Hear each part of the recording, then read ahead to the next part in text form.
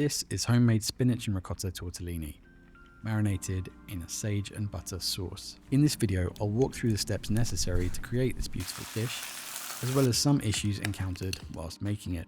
Without any further ado, let's get into it. Grab 200 grams of type 00 flour.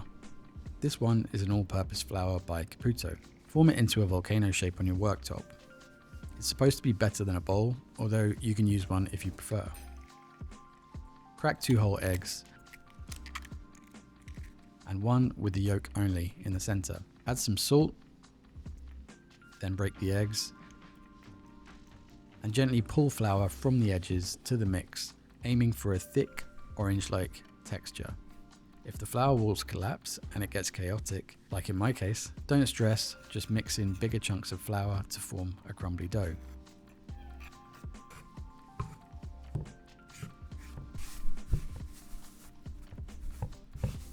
Knead the dough for about 8 minutes on your counter.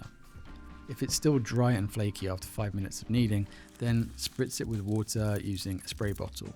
Or if you don't have one, just coat your hands in a little water and continue kneading. After a few spritzes and a few minutes more kneading, it should feel smooth and dough-like. At this point, you want to try and form it into a ball, tucking the excess to the underside and then flattening the bottom with the surface.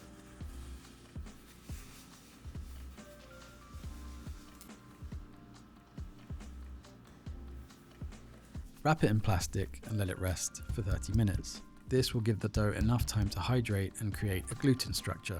It's time to make the filling. Heat a splash of olive oil in a pan. Add 120 grams of spinach,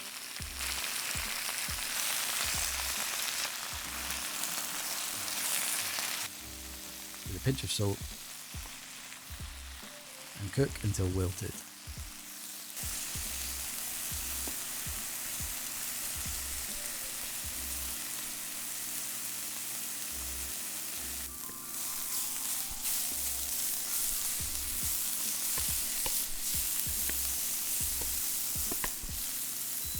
Move it to a sieve.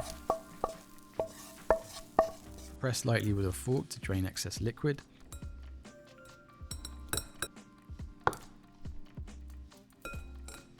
Then chop it finely on a chopping board.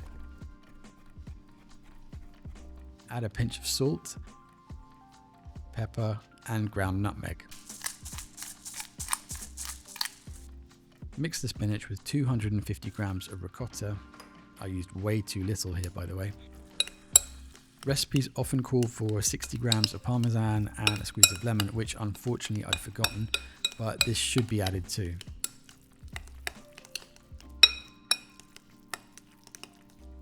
After 30 minutes, unwrap the dough and cut the dough in half so it doesn't get too big for the machine. Set up your pasta machine and feed 1/2 through, starting at setting 0 and working down to setting 7 for a thin sheet. Somewhere in between this process, the ends will start to taper into an oval shape. So you'll want to spray them with water, fold them inward, and then run them through again and again to form a rough rectangle. It doesn't need to look perfect, just an approximate rectangle will do. Lay the sheet on your counter and trim the ends for a straight edged rectangle.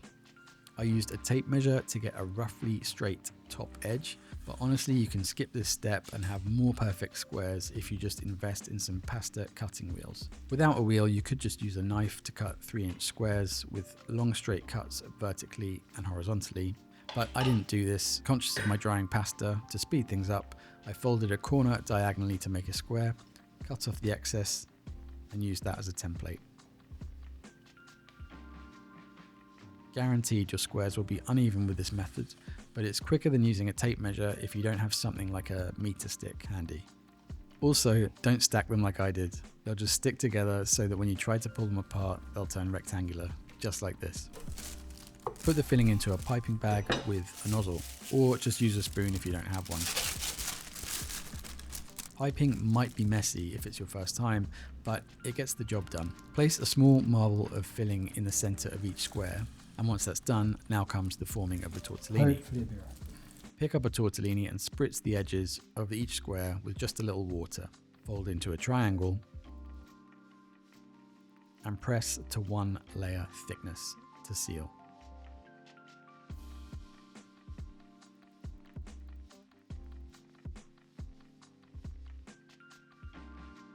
Then wrap the pointed ends around your finger, pinching also to 1 layer thickness to avoid any uncooked or crunchy bits.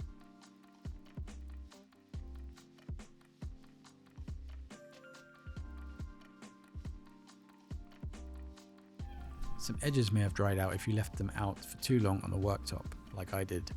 So they may crack or fray when it comes to forming a ring, but it's just a visual imperfection. They will still taste great. Just cover them next time if you plan to leave the pasta sheet on the worktop for slightly longer durations. Next, bring a pot of water to a gentle boil and throw in a handful of salt. Then drop in the tortellini. In about 3 minutes, they'll float up, indicating they're cooked. Drain them and set them aside. Then in a pan, melt butter with a splash of olive oil. Add chopped fresh sage and fry for a couple of minutes.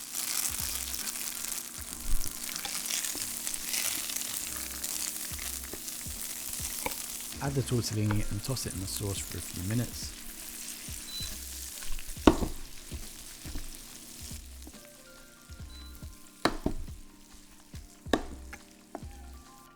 Then plate up. Finally, sprinkle a hefty amount of parmesan on top to garnish. Now take a bite and you'll be amazed. They're absolutely delicious. The dough is tender, the ricotta is creamy, contrasting with the more natural and slightly bitter spinach with a hint of nutmeg. Finally, the sage sauce ties it all together with its aromatic flavor flowing through every bite. I would love to make these again, but only if I was equipped with a set of pasta cutting wheels. So leave a comment if that's something you'd like to see, or leave one if you have any questions about the video. If you enjoyed this video, give it a like and a subscribe. There's many more culinary adventures which I'm actively planning to embark on, so feel free to come and join me on this journey. But until the next time, I'll see you in the next one.